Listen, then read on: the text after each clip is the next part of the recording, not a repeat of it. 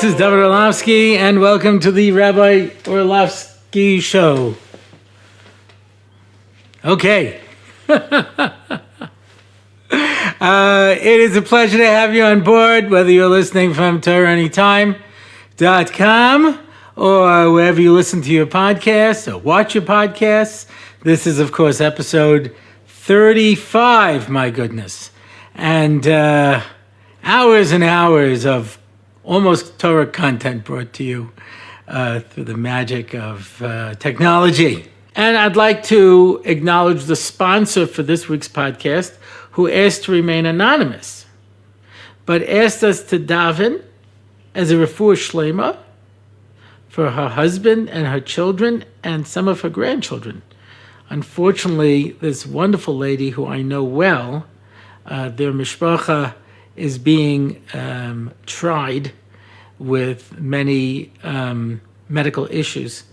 And Kadosh Baruch Hu should give mamish the whole mishpacha and emes refuah shlema. And I know you're at a little disadvantage here because I'm not giving you any names, but you have the ability to say, I want to wish a refuah shlema to these people, this entire family who's sponsoring this podcast this week, who are suffering from medical problems, and without the specific names.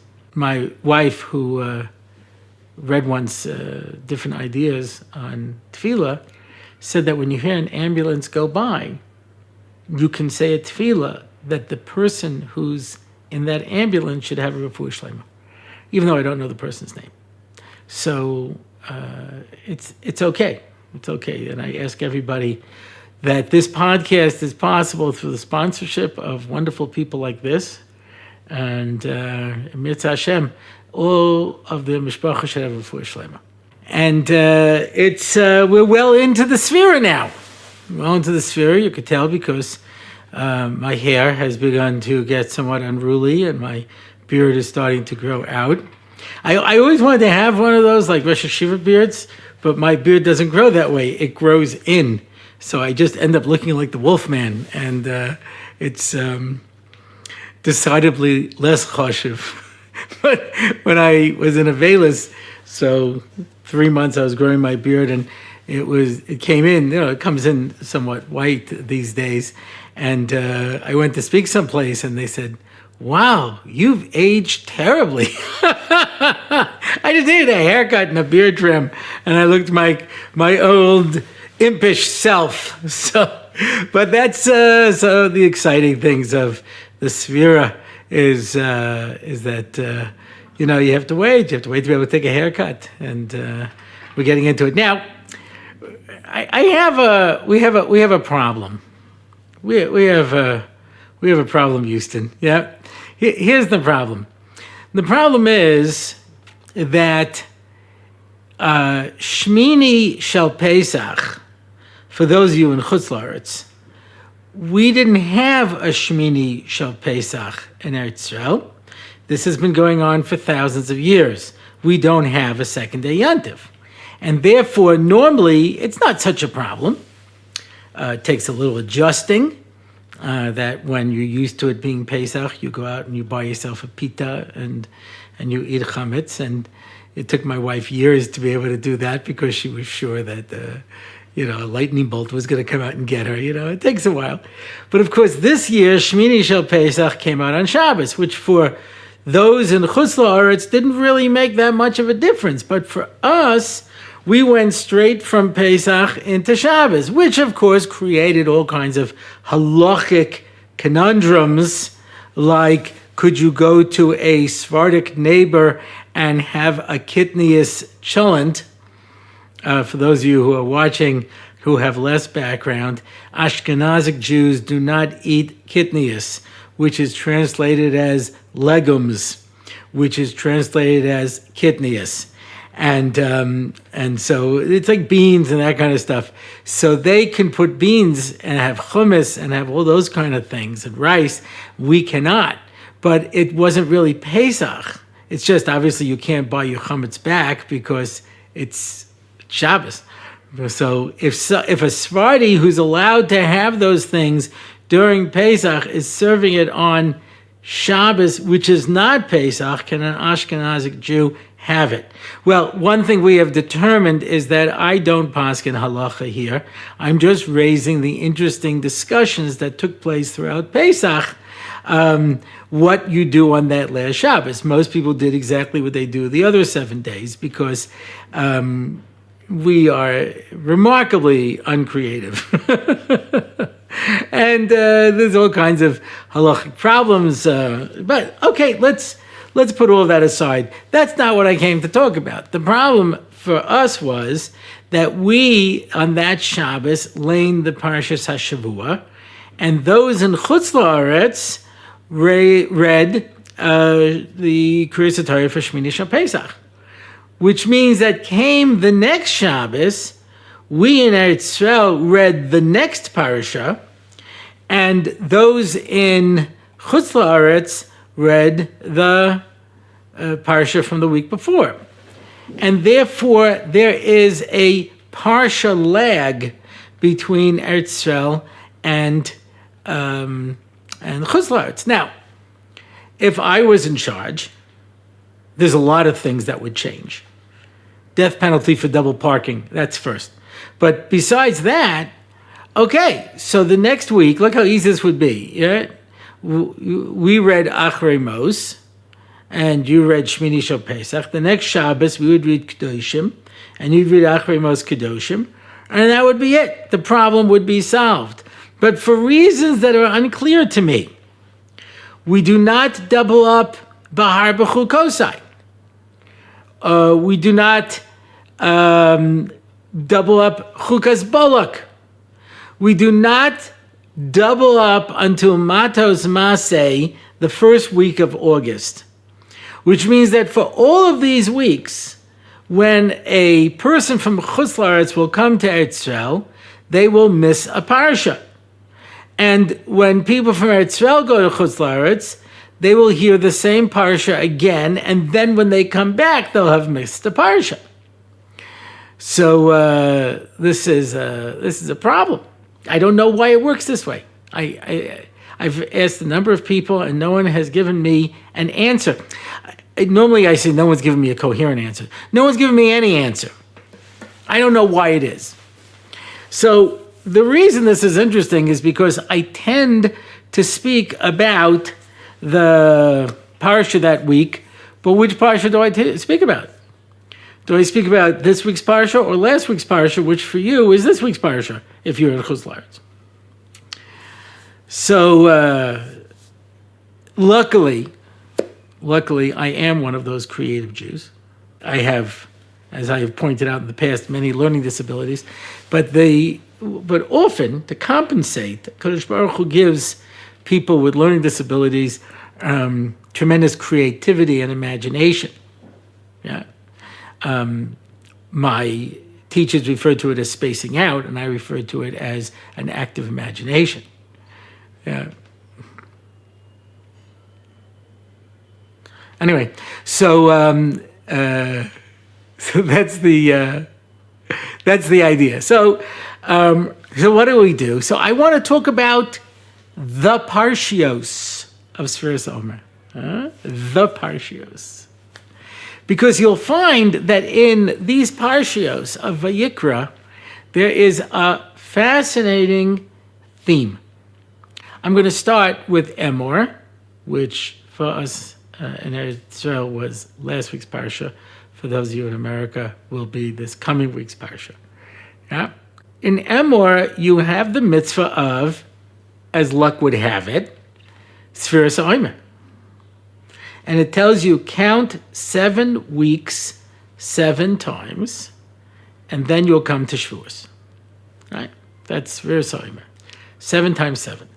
Next week's parsha, Bahar, you get the mitzvah of Shemitah and Yovel. You count 7 years, 7 times, 7 times 7, and then you come to a Yovel. In Parshas B'Chukosai, you have, according to Rashi, there's different counts, 49 klalos, 7 sets of 7 klalos, 49 curses. 7 times 7. Now, in Parshas Tazria, you've got lots of sevens. You lock the person up for 7 days who has tsaras. You lock the beged up for 7 days. You wait 7 days, another 7 days, another 7 days. You come to Parshas Mitzorah. I need the last 7 days. Azav and Azava have to count 7 days. The Mitzorah's process of kapara is 7 days, followed by another 7 days. There's a lot of sevens. There's a whole collection of sevens, and in these last parashios, 7 by 7, 7 times 7. What's the significance? What are we aiming for? What is Sefer Vayikra? So, Maharal 101, at the beginning of Gvuras Hashem, he says that this world is 6. 4 directions, up and down. 6 is this world. The point in the middle that pulls those 6 together, that's 7. 7 is really 6 by 1. 6 and 1 that ties it all together, right? You look at the Magen David. The Arizal set up the Seder plate like a Magen David. Yeah? So you've got 3, you got another 3, so there's 6 points, and there's a little hexagon in the middle that brings it all together. 6 days you work, and on the 7th day you rest and enjoy what you worked. 6 years you work, and on the 7th year you enjoy what you worked for during those 6 years. The 6 and 7 comes together. It's interesting because the Gemara tells us, B'shiva drachim, when it says that they will pursue you by 7 roads, it's that 7 is a lot, unless 7 is 6 plus 1. So if it's just 7, it just means a lot of different things. But if it's 7, the way we look at it in the Torah, it's 6, and the point in the middle that pulls it all together, the little hexagon in the middle of the Magen David. That's what 7 is. It's 6 and 1. Now, those of you who say your Kabbalistic references at Sefer Vayikra, so you know that we refer to the spheres. Chesed, Gvur, Tiferes, Netzach, Hod, Yesod, and Malchus. The first week is Chesed. The second week is Gvura. The third week is Tiferes. And on each one of those days, we make a combination. Chesed shebechesed, Chesed shel Gvura, Chesed with Tiferes, Chesed with Netzach. And we go straight through the Chesed with Malchus, and then we start again. Gvura, right? Gvura with Chesed, Gvura with Gvura, Gvura with Tiferes. And we do this, all of these combinations. So what's the idea? The idea of those 7 is that the 7 is how God created this world. 6 days he created. On the 7th day he rested and created Menucha, as Rashi says. Meaning he made the 7th day as the purpose. The tachlis of the Bria is on Shabbos. It brings it all together. When you have those 6, you bring it all together. Now, because each one of these represent an aspect, represent an aspect of creation, as the 7 days of creation obviously do. So the combination of all of those fulfillments with all of the other fulfillments is 7 times 7. That's 49. That brings you to the maximum manifestation of the different aspects of creation. And that's the way we do it. When you have finished that, you've maxed out the potential of the world and you move outside of this world. So, in Parshas Emor, we count 7 days 7 times till we get to 49. And then you move out of that. That's Shavuos. Shavuos is when we get to Torah, it's L'mala min hateva, it's out of this world. As the Torah always is out of this world. Everything associated with Torah is considered out of this world. It's supernatural. And that's why on Pesach, we have matzah, we have a seder. On Sukkot, we have a sukkah, we have the Daled Minim. On Shavuos, we have nothing. It's Torah, it's above everything. So when you reach that 50, you're out. We count a cycle of 7 years, 7 times 7. And we do that 7 times, 49 years. And then you come to Yovel. What is Yovel? Yovel is out of this world. All the slaves go free. All the land returns to its original owners. Everything goes back to start. It is the great lever of civilization. Says the Al-Shech HaKadosh. We start counting people at the age of 20, and in Tehillim it says the average lifespan is 70 years. That means that your life is in essence a yovel. And you live your life, your 49 years, till you reach your 70th year, which is the 50th year of that yovel, and boom, you move beyond out of this world into a different world, into a different existence. That's yovel.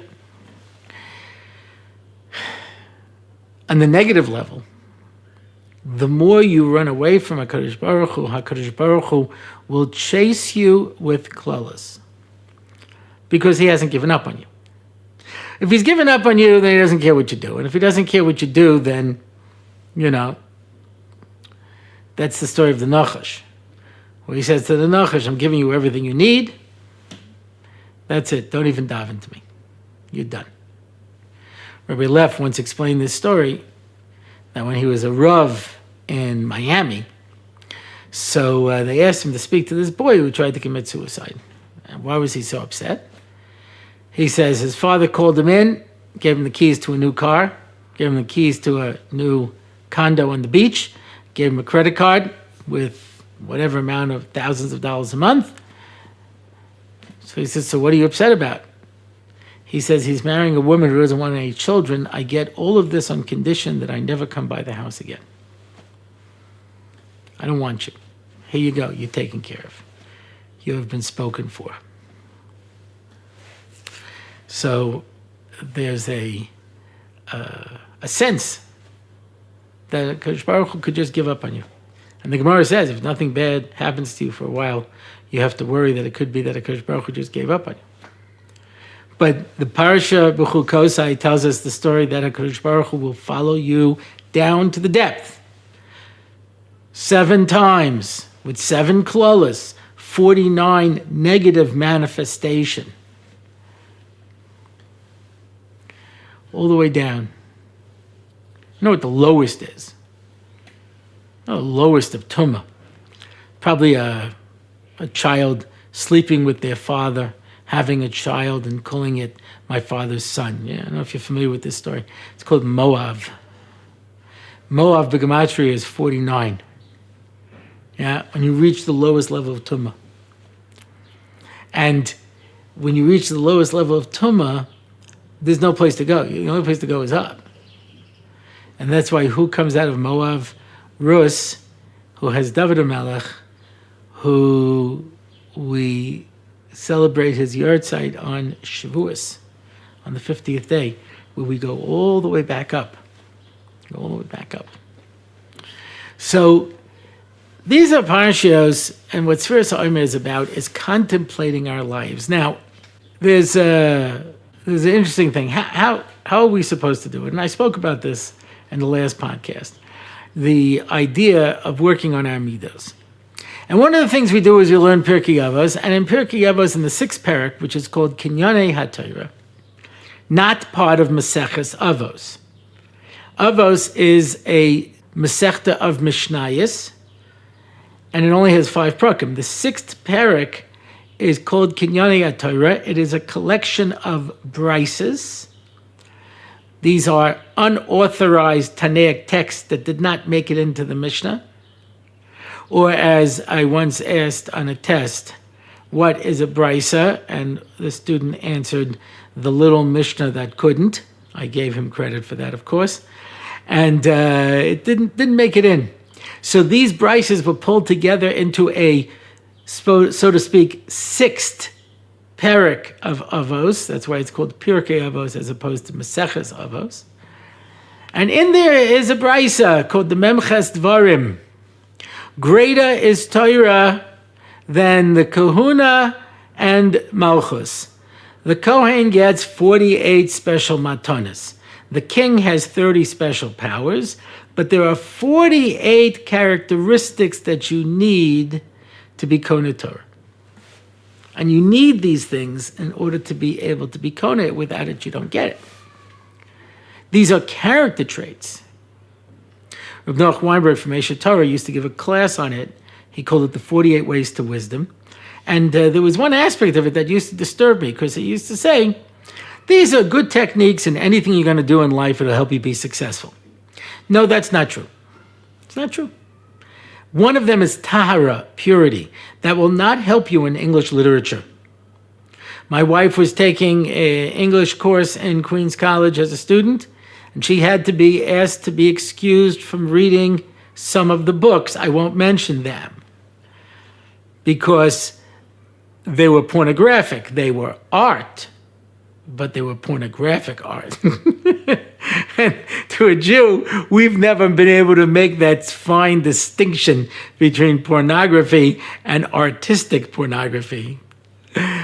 That was the famous Supreme Court ruling. This is from a song by Tom Lehrer called Smut. As the judge decided the day that he acquitted my Aunt Hortense to be smut, it must be utterly without redeeming social importance. So if it's pornography with a redeeming social importance, then it's okay. You understand? We're not good at making those kind of distinctions. Just like a G rating doesn't necessarily work in the Torah world. So that there were these famous beach movies were made in the 60s. Various actors and actresses would be on the beach, dressed as one is on the beach. This, of course, had a fine G rating. By us, that is usher. To look at people scantily clad jumping around on the beach. Even if they're not jumping around on the beach, I have to be careful because people come. I just got an email from somebody who said that my podcasts have seriously raised the spiritual level of their home. I'm so sorry for you. But anyway, Baruch Hashem, if you find something meaningful in all of this, then it has made my day worthwhile. And I hope it has yours. And speaking of worthwhile, I was asked by a friend of mine, Yaakov Schwartz, who I've had a relationship with for many, many years. He has written a book called Keeping the Spark Alive for Seminary Girls. And he asked me if I can give a shout out because a lot of seminary girls are getting ready to return to their countries of origin. And this book is supposed to give them the insights of how to keep the excitement of that year in Israel alive. And as far as I can tell, you do that by eating large boxes of cookies. I don't know why. This is an essential part of the seminary experience. But evidently when girls are studying for tests, they need to eat large boxes of cookies. And that's why they go for Pesach and they suddenly realize that none of their clothes fit them and they're only entitled to one seat.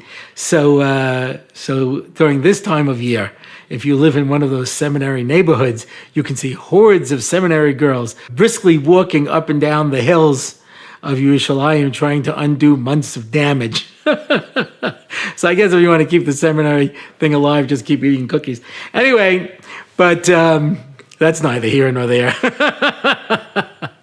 So the truth is that when we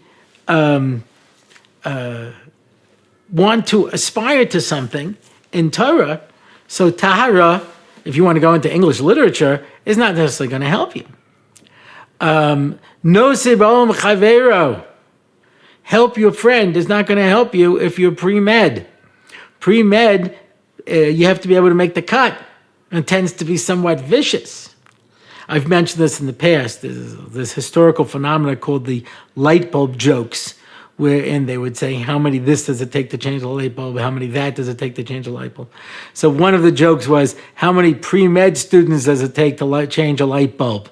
And the answer is 2, one to change the light bulb and one to kick the chair out from under him, because it's highly competitive. So if I want to make it in medical school, Nosib chavero is not necessarily a great technique. Stephen Covey, in his 7 Habits of Highly Effective People, writes, when a person gets into business, we try to teach them how to work together as a team. But if you do that in school, we call it cheating. So it's interesting. Noze b'om chavero might be a good attribute, but it's not going to help you when you're trying to, write your reports and do your homework in school. Simcha, happiness, that's one of the 48 things. That's definitely not essential when you're going to do mathematics. I think if you were happy, you wouldn't be doing mathematics. Mathematics is a particular personality. This guy won the Nobel Prize in mathematics. He was schizophrenic. He was talking to people who didn't exist, but he was great at math. You need simcha? No. So these 48 things are aspects of yourself that you need to change in order to be able to be Makabel Torah. Derech Eretz Kadmul Torah, we mentioned that last week. The more that you develop yourself into a person who's roy to be Makabel Torah, the greater you'll be able to do it. And therefore, the Bali Musa bring down that these 48 Kinyanei HaTorah are the 48 things you should be working on during the 48 days of Sfiras HaOmer. Wait, stop, reverse that. I thought there were 49 days. That is correct. But just as I mentioned, there are 6 days, and the 7th day is the one that pulls it all together. There are 6 years, and the 7th year, the Shemitah, pulls it all together. After you work on all of these 48 aspects, on the last day, you're supposed to chazer them all over and unite them together in one whole to make yourself into a person who is a synthesis of all of these different aspects. My nephew, Rabbi Orlofsky, has started some type of a WhatsApp group. I'm talking now about things I don't really understand, but I'm going to repeat the words, wherein there are famous personalities like myself, also Rabbi Orlofsky. There's a number of Rabbi Orlofskys running around. You know, the podcast I did with my son, it was the Rabbi Orlofsky show, yeah? But when I spoke in my nephew's school, some of the kids were saying, "Oh, Rabbi Orlofsky's uncle is here." I'm Rabbi Orlofsky's uncle. Anyway, he has collected a group of personalities to speak about the Memches Dvarim, and each one of them focusing on a different aspect of it. We're obviously well in to Sfiras HaOmer by this point. There's no reason that we can't start now, at least to work on what we can. But the more that we get down these 48 things, and again, the number 48 is obviously going to be significant, and we pull it all together. When we use all of these aspects, we make ourselves into a person who can be Kona Torah. You can get it. Rav Moshe Shapiro, when he was teaching Pirkei Avos, gave shiurim on this brisa. I don't know where to get it from, I'm sorry. But if you can get those recordings, I mean, he gave many shiurim on these Memches Dvarim and explained why these particular things are essential to be Kona Torah. Like I say, I don't think you need it to be Kona everything. But if you want to be Kona Torah, these aspects, these transformational things need to be done. 7 times 7 of Sfiras HaOmer, 7 times 7 to get us to Yovel, 7 times 7 klolos that we get.